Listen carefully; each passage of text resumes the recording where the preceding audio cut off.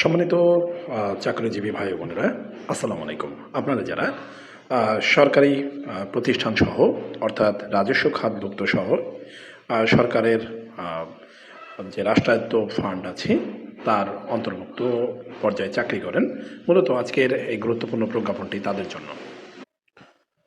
তো বন্ধুরা, আপনারা ইতিপূর্বেই জেনে গিয়েছিলেন যে আপনাদের বেতন ভাতা বৃদ্ধি হতে যাচ্ছে এবং সেটি ১লা জুলাই থেকে কার্যকর হবে।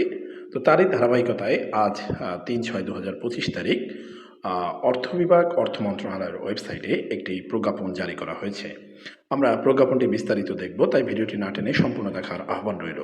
ভিডিওটি সম্পূর্ণ দেখলে আপনি জানতে পারবেন কোন পয়েন্টে কি বলেছে এবং আমরা সেটি আপনাদের বোঝানোর চেষ্টা করব। তো বন্ধুরা, আমরা মূল পর্বে প্রবেশ করছি। আর মূল পর্বে প্রবেশ করার আগে আপনি যদি আমাদের চ্যানেলে নতুন হয়ে থাকেন, তাহলে এখনই চ্যানেলটি সাবস্ক্রাইব করে বেল আইকনটি অন করে রাখবেন। তো বন্ধুরা, আমরা দেখতে পাচ্ছি সরকারি চাকরি আইন ২০১৮-র ১৫ ধারায় প্রদত্ত ক্ষমতা বলে জাতীয় বেতন স্কেলের আওতাভুক্ত সরকারি, বেসরকারি, সরকারি, বেসামরিক, স্বশাসিত এবং রাষ্ট্রায়ত্ত প্রতিষ্ঠানসমূহ, ব্যাংক, বিমা ও আর্থিক প্রতিষ্ঠান, বর্ডার গার্ড বাংলাদেশ ও পুলিশ বাহিনীতে নিয়োজিত কর্মচারী এবং পুনঃস্থাপনকৃত পেনশনারগণ সহ পেনশনভোগী ব্যক্তিবর্গের জন্য ১লা জুলাই ২০২৫ তারিখ হতে বেতন গ্রেড ভেদে গ্রেড ১ এবং তদূর্ধ্ব হতে গ্রেড ৯ পর্যন্ত 10% এবং গ্রেড ১০ হতে গ্রেড ২০ পর্যন্ত 15% হারে বিশেষ সুবিধা প্রদান করা হলো।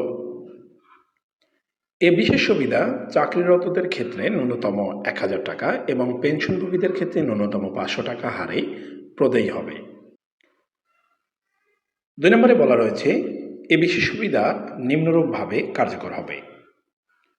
ক নম্বর অপশনে বলা রয়েছে, ১লা জুলাই ২০২৫ তারিখ হতে প্রতি বছর ১লা জুলাই তারিখে প্রাপ্য মূল বেতনের উপর গ্রেড ১ ও তদূর্ধ্ব হতে গ্রেড ৯ এর অন্তর্ভুক্ত চাকরিরত কর্মচারীগণ 10% হারে এবং গ্রেড ১০ হতে গ্রেড ২০ অন্তর্ভুক্ত চাকরিরত কর্মচারীদের ক্ষেত্রে 15% হারে বিশেষ সুবিধা প্রাপ্য হবেন।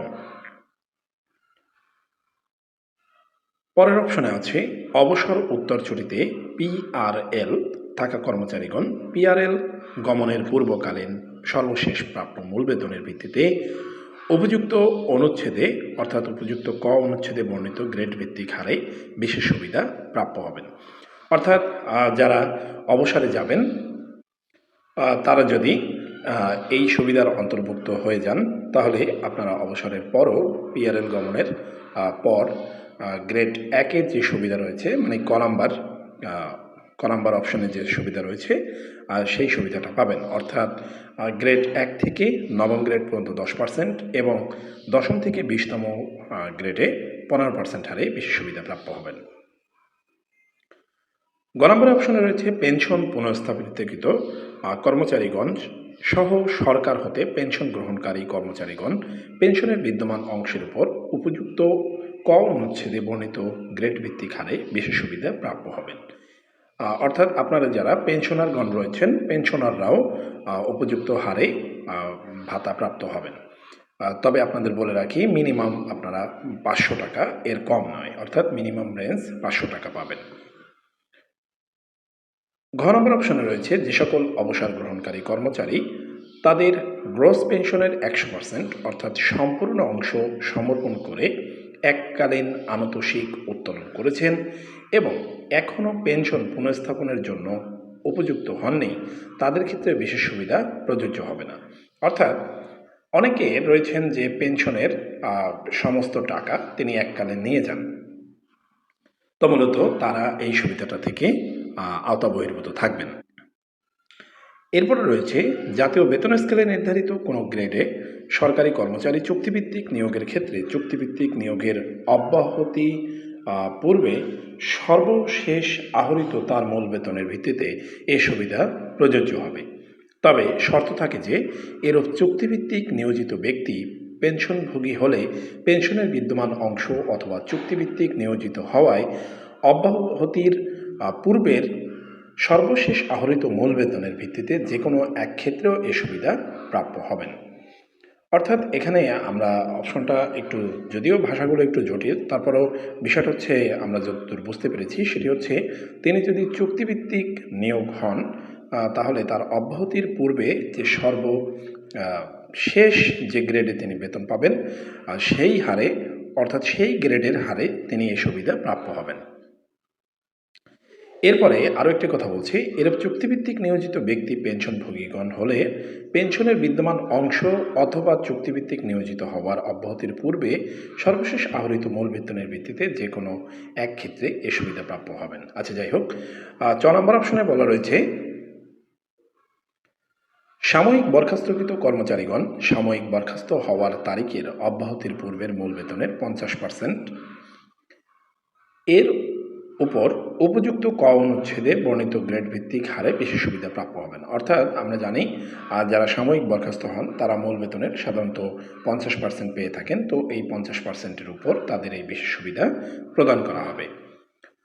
6 নম্বরে রয়েছে বিনা বেতনের ছুটিতে অর্থাৎ লিভ উইদাউট পে থাকাকালীন কর্মচারীগণ এই বিশেষ সুবিধা প্রাপ্য হবেন না। অর্থাৎ অনেকে লিভ উইদাউট পেতে ছুটি নিয়ে থাকেন, বিনা বেতনের ছুটি যেটাকে বলা হয়, তিনি আসলে বেতনই পান না, সেক্ষেত্রে তিনি কেন এ সুবিধা প্রাপ্য হবেন, তাই তিনি এই সুবিধা প্রাপ্য হবেন না। 3 নম্বর পয়েন্টে রয়েছে মোস্ট ইম্পর্ট্যান্ট কথা, অর্থাৎ অনেকেই আমরা যারা এমপিওভুক্ত শিক্ষক রয়েছি বা এরকমের সরকারের রাষ্ট্রায়ত্ত কোষাগার থেকে আমরা বেতন স্কেলভুক্ত, তাদের বিষয়ে আমরা আমাদের এই প্রজ্ঞাপনটা এখানে অনেক ঝাপসা রয়েছে, আমরা একটু এ বিষয়ে ক্লিয়ার করতে চাই।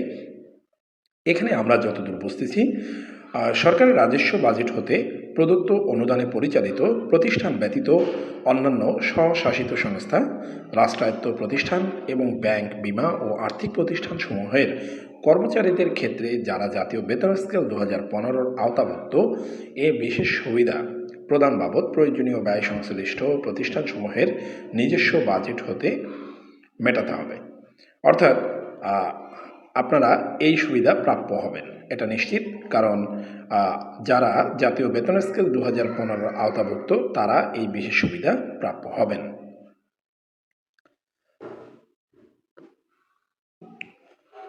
অর্থ বিভাগের আদেশ নং, এখানে একটি স্মারক নং আছে 18/7/2023 তারিখের এত দ্বারা বাতিল করা হলো। যাই হোক, এখানে যে অর্থ বিভাগের 18/7/2023 সালের প্রজ্ঞাপনটি রয়েছে সেটি বাতিল করা হলো। মূলত আমরা যতদূর বুঝি সেই প্রজ্ঞাপনটি হচ্ছে যে আপনাদের অতিরিক্ত 5% প্রণোদনা, এই প্রজ্ঞাপনটি বাতিল করা হয়েছে। যাই হোক, 5 নম্বর অপশনে রয়েছে জনস্বার্থে প্রজ্ঞাপন জারি করা হলো এবং 1 জুলাই 2025 তারিখ হতে এটি কার্যকর হবে। তো বন্ধুরা, মূলত এই ছিল আপনাদের বেতন বৃদ্ধির যে প্রজ্ঞাপন, সেটি আমরা আলোচনা করলাম আপনাদের সাথে। ভুল ত্রুটি হলে ক্ষমা প্রার্থী। আর যদি ভিডিওটি ভালো লেগে থাকলে অবশ্যই ভিডিওটিতে একটি লাইক দিয়ে শেয়ার করে দেবেন। আপনার কোনো জিজ্ঞাসা বা মন্তব্য থাকলে আমাদের কমেন্ট সেকশনে করতে পারেন, আমরা সঠিক উত্তরটি দেওয়ার চেষ্টা করব। তো বন্ধুরা, আমরা চ্যানেলটি সাবস্ক্রাইব করার অনুরোধ জানিয়ে আজকের মতো বিদায় নিচ্ছি। আসসালামু আলাইকুম।